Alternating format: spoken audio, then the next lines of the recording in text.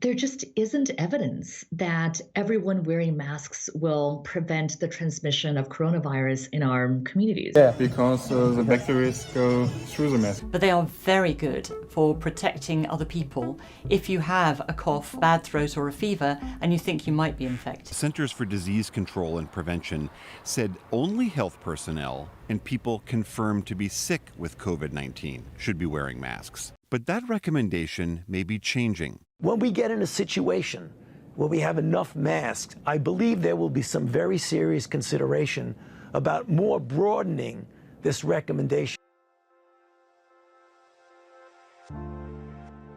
Should we wear masks during COVID-19? Understanding the epidemiological characteristics of COVID-19 helps us figure out the answer.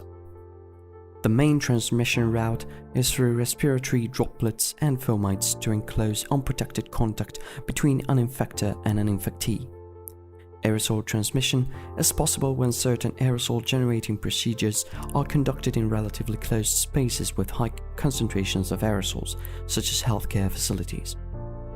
Estimates of the incubation period for COVID-19, the time between the exposure to the virus and the symptoms, range from 1 to 14 days, although symptoms most commonly appear around 5 days. So, how do people react towards wearing masks to protect from the coronavirus? And why? Let's take a look.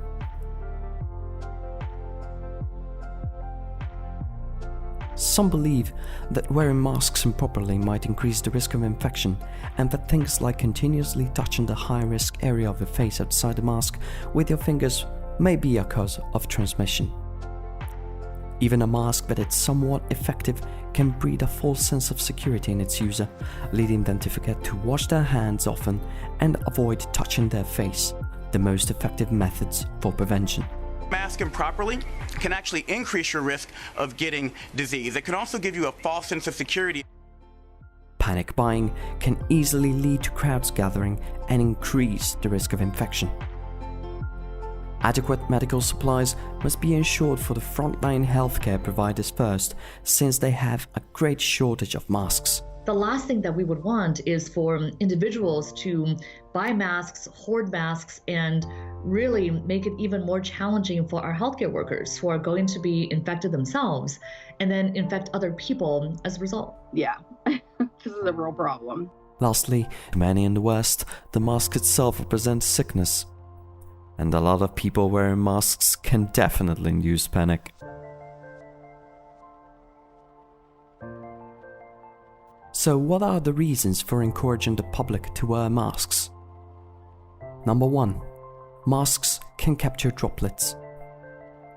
Coronavirus particles are spheres with diameters of about 0.125 microns. However, only dried out airborne viruses usually retain their original size. Normally, when expelled from the human body following a cough or a sneeze, coronavirus particles are transmitted on large droplets of more than 20 microns in diameter and aerosols of less than 5 microns. Scientific tests have found that the second layer filter of a standard surgical mask can block up to 90% of 5-micron particles when worn properly. The N95 face piece filtering respirators can block over 95% particles down to 0.3 microns. A research from 2012 has found out that a face-fitting mask can provide about 94% protection against airborne viruses. But if worn loosely, the protection can be only up to 60%. But 2. Cut the chance of being infected by close contact. First, the normal travel distance of respiratory droplets can vary from 1 to 1.8 meters. Droplets from sneezes can travel up to 8 meters and a cough up to 6 meters. Because of this, infectious droplets can easily spread in situations of unprotected close contact. According to the second characteristic of the virus, infected people could be unaware of their sickness during the incubation period. Those who show delayed or no symptoms at all can also be a potential source of infection according to present findings, and in such cases, a mask can cut the chance of getting infected by potential COVID-19 carriers. Number 3. Avoid getting infected by unconsciously touching your face. According to a research from 2016 in the UK, people can touch their faces up to 23 times per hour deliberately or unintentionally. To some extent, a mask could prevent people from doing this and thus getting infected. Of course, whether a mask is used correctly, including when to wear it and how to dispose of it, can affect the effectiveness of its protection. Here's a few links that show related instructions on how to use masks. At the outbreak of a global pandemic, medical resources like masks are in short supply. Except for wearing masks, what anti-epidemic measures can we take for self-protection? Number 1. You may not need a mask in a ventilated environment with no people. You do outdoor activities in an open space, or when you stay at home, masks are not that necessary. Number 2. When coughing and sneezing, cover your nose and mouth by flexing your elbow or use a tissue. And don't forget, throw the used tissue into a closed bin and wash your hands with alcohol-based hand rub or soap right away. Number 3. Reduce physical and social contacts, but stay connected. Keep a social distance of at least 2 meters, about 6 feet, if possible, when doing necessary social activities. Number 4. Keep in a good spirit, continuously enhancing immunity.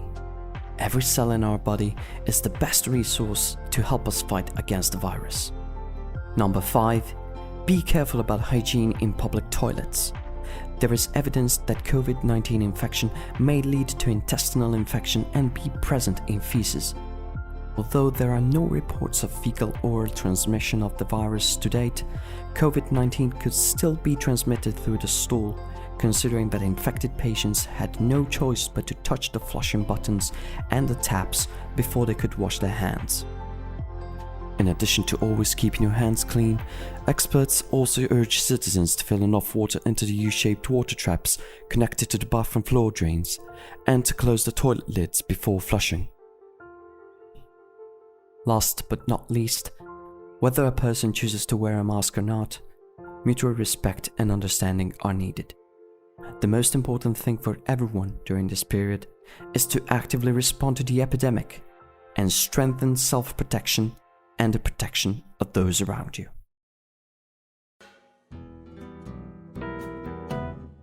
Like so many people around the world these days, when it's time to leave from home, I face it, the mask dilemma. If I wear it, people will panic, but if I don't, it's unsafe and they'll panic anyway. So, is it better to look dangerous or to actually risk? I choose neither.